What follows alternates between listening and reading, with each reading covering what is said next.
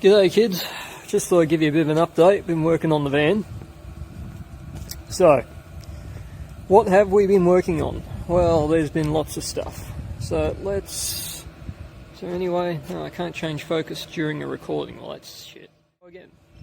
Right, so if I climb through the mess, oh geez, that camera makes it look dirtier than it is. You can see, now we have got the actual pillar cover. Now, this is still the first test mule. I used the old screwdriver and string trick to get the center of this, and I was pretty close. I was about 3mm out, which, you know, it's not too bad, but considering I was going for a reasonably precision fit, and I wanted this to sit as flush as humanly possible, 3mm was actually quite a lot.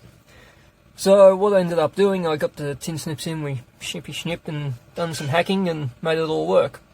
Now, out of that, I decided to make Mark II. Which, this is the hole placement for Mark II. It is absolutely spot on, but where I managed to screw myself over was, as you can see, I need to add probably an extra 5 to this edge, 5mm. What had happened was I actually took the timber dies and I lineaged them to get them both smooth, so when I did the panel beating on this edge, it didn't, see how it's reasonably smooth, it's not planished, but it's not as wonky as that one up there. When I lineaged, I've actually shrunken the dies, so this edge is curled back. It doesn't actually need 5mm, but I'm going to add 5 next time because I can always take it away. It's much harder to add it. Little things, there's like a lump here on the pillar, which is actually part of the wire mechanism which holds all the hood lining in place. So that little lump there, if I remove the, so that there is a safety fold. So between the extra thickness of this safety fold and that lump there, it's sort of sticking out a bit. We got the depression to come out a bit nicer this time as well. And I'm going to add 5mm to this edge. Again, it doesn't actually need the 5mm. What it actually needs more than anything else is probably about 2, maybe 3, but if I add 5, I can always trim it back. With this one's actually not too bad a fitment. It's a little bit loose, but for what it is, it'll do. By the time I recarpet and throw some black up there, it'll all blend in nicely. One other thing I thought I'd show you while I've got you guys, while I've got a captive audience. This is something else I've worked on. So, give you a sense of scale, this is the inside wall of my panel van, and we have got these little pockets I've made up. They're just held in with 4 little screws.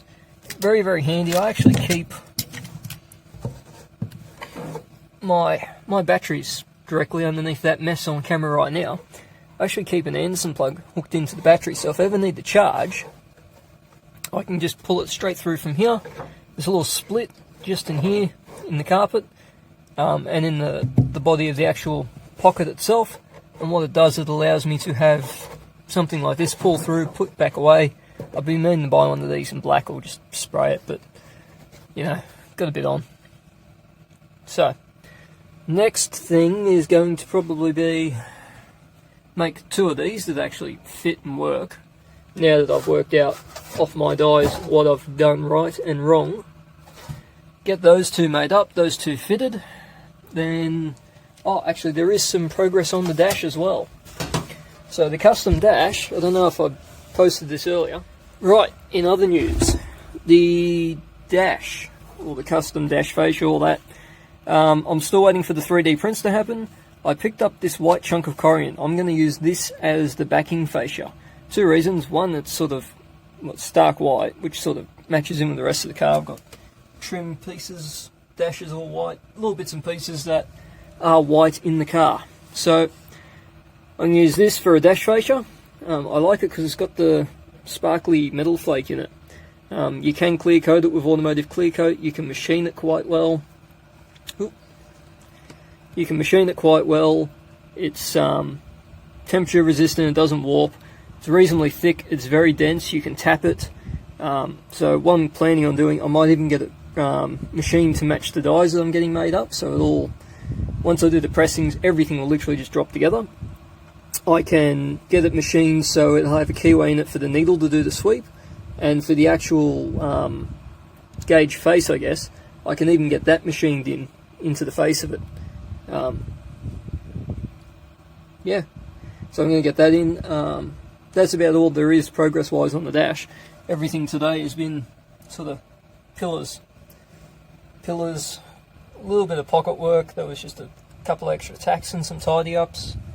Yeah, that's about it for today. Alright, have fun.